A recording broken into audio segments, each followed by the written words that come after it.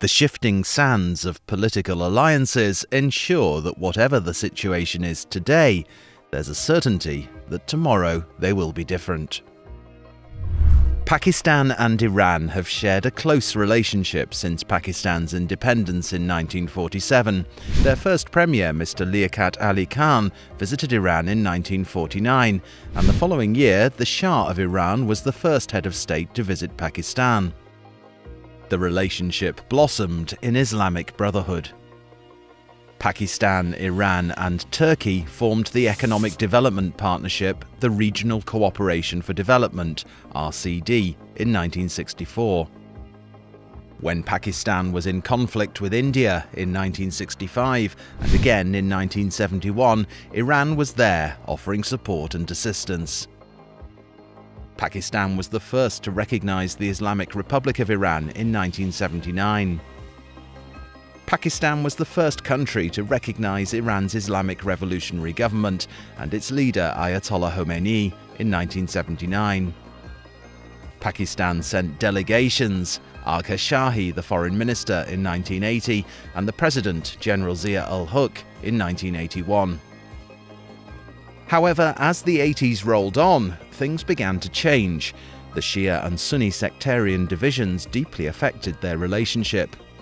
Though they had jointly opposed the Soviet invasion of Afghanistan, following the Soviet withdrawal, Pakistan backed the Taliban and Iran sided with the Northern Alliance. Tehran, infuriated by Pakistan's Afghan policy and further outraged by Pakistan becoming a closer ally of the United States, began a propaganda conspiracy alleging Pakistan was a US proxy state. Trust between the two states was disintegrating rapidly. As the War on Terror began, following the September 11th attacks on the US, trust between Iran and Pakistan hit another new low. Pakistan openly cooperated with the US, and the consequent build-up of Western forces in the region, Iran felt they were under continuous scrutiny. Understandably so, as Tehran were allegedly supporting Taliban and Hezb-e Islam militias operating within Afghanistan. More recently, Iranian-Pakistani economic relations have deteriorated.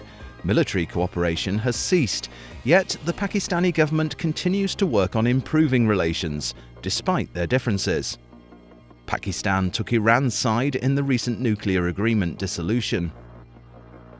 Despite Islamabad's continued efforts, there have been cross-border skirmishes in recent months, and Tehran relentlessly accuses Pakistan of harbouring anti-Iranian militants, guilty of cross-border attacks. In 2009, over 40 people, including 6 Iranian Guard commanders, were killed by a suicide attack in Iran's Sistan and Baluchistan province. Using social media, the banned terrorist organisation Jaish al-Adil, Army of Justice, claimed credit for the action.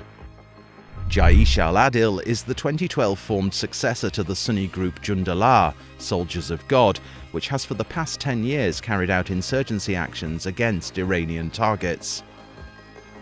In February this year, suicide bombers targeted a bus carrying Islamic Revolutionary Guards Force, killing more than 41, Iranian news agencies report, again in the Sistan-Baluchistan province. The region is the centre of the essentially Sunni Muslim Balikis, who, like many in Iran, claim they suffer discrimination at the hands of the Shia majority. Tension increased even further when Tehran threatened action against Pakistan if the cross-border attacks were not stopped. Only days later, an Iranian drone was shot down by Pakistani forces. In a further de-escalation attempt, Imran Khan, the new Pakistani Prime Minister, announced intentions to erect a fence along the full 950-kilometre border between Iran's Sistan-Baluchistan province and Pakistani Baluchistan. However, Iran has since declared itself, quote-unquote, outraged by the closer relationship growing between Pakistan and Saudi Arabia, claiming the Saudis intend to divide the Pakistan people and at the same time increase Saudi influence in the area. It is true to say that Prime Minister Khan has been under pressure since his election last August. Pakistan's relationship with India has reached a critical level. He is working hard to contain that threat.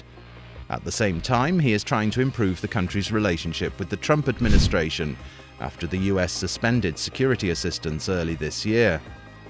Khan, who has been a constant critic of US policy in Pakistan, has concerns links between Islamabad and Washington may be affected.